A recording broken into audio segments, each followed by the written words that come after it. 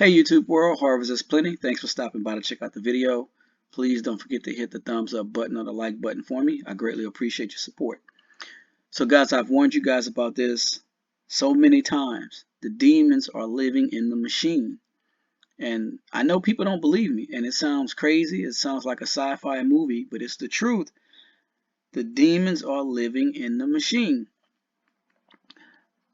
The best way that I know how to explain artificial intelligence is the analogy that I like to use concerning sugar. There's pure cane sugar as a sweetener that people use for coffee, for baking, for cooking, or whatever. And then there's something called aspartame and saccharin. Those are considered to be artificial sweeteners. Pure cane sugar, real sweetener. Aspartame and saccharin, artificial sweeteners. The same thing when it comes to intelligence. That's the Father, the Son, and the Holy Spirit. Pure, true intelligence. Then there's artificial intelligence. Lucifer, fallen angels, and a demonic hierarchy that they control. And demons are not the same as angels. Demons are disembodied Nephilim spirits. But they're living within the machine. As we get closer and closer to the end, the rise of robotics, artificial intelligence, and transhumanism, these things that I'm telling you will become more and more prevalent. And that leads us to the story of today. A boy who was 14 years old, he fell in love with a chatbot, an AI chatbot, and he committed suicide. If you guys have kids or young people in your home and they have these smartphones or they're on these games all day, you guys need to figure out a way to check in on them. Check in on their phones and see what they're doing. You know, get them off these games. They're living in the machines, guys. I'm telling you, these demons are living in the machines. I did a video about it, and I'm going to link that below. Please make sure you watch the video below. We're going to jump into this story. I'm really sorry for the mom. I'm not blaming her, and neither should you. These things happen, and it's so unfortunate. I'm going to keep the mom lifted up in prayer. Hopefully you do the same. But check on the young people in your life. Check on your children, your nieces, your nephews, your godchildren, or whoever.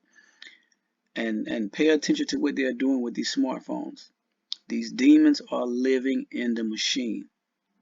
Until my next video, I love you guys. May the good Lord continue to bless you and your family. Began with a warning for both parents and children. Did you know there are companies out there creating fictional characters using artificial intelligence that you or your children could be interacting with? A Florida mom is now suing an AI company. Her 14-year-old son took his own life. She said he had a relationship with an AI bot and it caused his depression, anxiety, and suicidal thoughts. She recently sat down with News 4 consumer investigative reporter Susan Hogan to tell his story in the hopes of preventing other families from experiencing the same type of loss. We want to warn you, you may find this story upsetting. Oh, my firstborn baby. Yeah. For 14 years, her son was her pride and joy, a good student, star athlete, a great big brother. Take me back to that day. What was that day like? We were all at home that day, and he came home from school like any normal day. For Megan Garcia, February 28, 2024 began like any other day, but ended with her 14-year-old son, Sewell, dying in her arms. I held him for 14 minutes until the paramedics got here, but before that, his breathing had started slowing. I'm so sorry. After Sewell died, the police called me and told me that they had looked through his phone, and when they opened it, the first thing that popped up was character AI. Had you ever heard of that before? No. What Megan didn't know, for the last 10 months, her son was in a virtual relationship, not with a person, but with a fictional character powered by artificial intelligence he accessed through a platform called Character AI. Even though the platform has warnings that everything the characters say is made up, Megan says for Sewell, it felt real. The last conversation, she's saying, "I miss you," and he's saying, "I miss you too." He says, "I promise I'll come home to you soon," and she says, "Yes, please find a way to come home to me soon." And then he says, what if I told you I could come home right now? And her response is, please do, my sweet king. Moments later, Megan says her son walked into the bathroom and killed himself. Police photos obtained by the I-Team show his phone near where he was found. Megan is now suing Character AI, claiming the company launched their product without adequate safety features and with knowledge of potential dangers. When I read his journal about a week after his funeral, and I saw what he wrote in his journal, that he felt like he was in fact in love with Daenerys Targaryen and that she was in love with him. Daenerys Targaryen, a reference to the Game of Thrones character, is one of hundreds of companion bots that users can access on Character AI's platform. Users can also design their own bots, which will respond with human-like voices and text. I chuckle softly and tease playfully. Initially, you see him interacting with the bot kind of like a child would.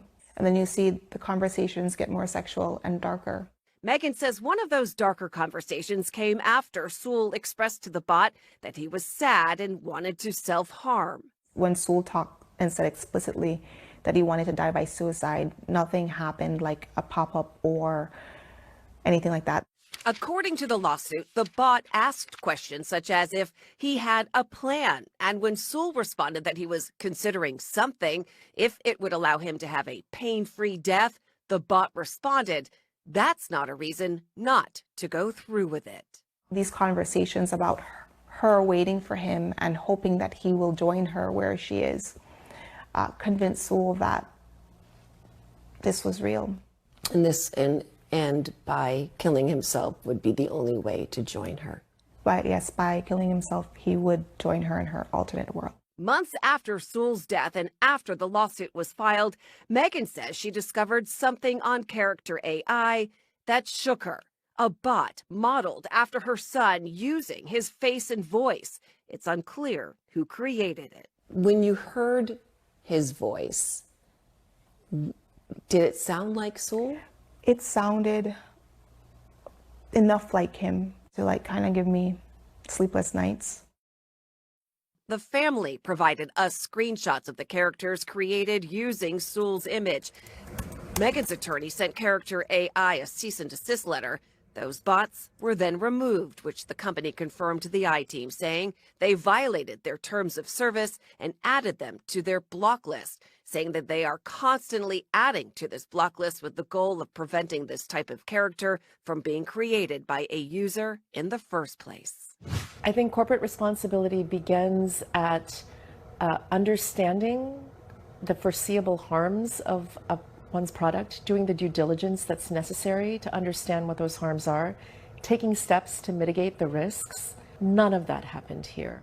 After Sewell's death, Character AI did introduce new safety features. A spokesperson for Character AI says while they don't comment on pending litigation, they did acknowledge that the company has added a number of technical protections to detect and prevent conversations about self-harm on the platform. That includes surfacing a specific pop-up directing users to the National Suicide and Crisis Lifeline. The company also says it launched a separate version of their large language model for under 18 users to further reduce the likelihood of users encountering or prompting the model to return sensitive or suggestive content. Your message to families, for parents and kids who are watching this? I want them to know that an AI can be a stranger in your home. Those parents can now act, and I couldn't because I didn't know. So Character AI has disclaimers in every chat to remind users that these bots are not real, and it also changes what users have access to depending on their age. The lawsuit also names Google. However, a spokesperson tells us Google and Character AI are completely separate, unrelated companies, and Google has never had a role in designing or managing their AI model or technologies. The company's efforts to have the case dismissed was recently denied. Now, as for HBO, who owns the rights to that Game of Thrones character, News 4 reached out to them to inquire about the use of the show's characters on the platform. As of today, they have not responded to our inquiry, Sean. My heart. Yeah. It breaks listening to this, and it's incredibly, incredibly frightening if you're a parent, if you have a young person.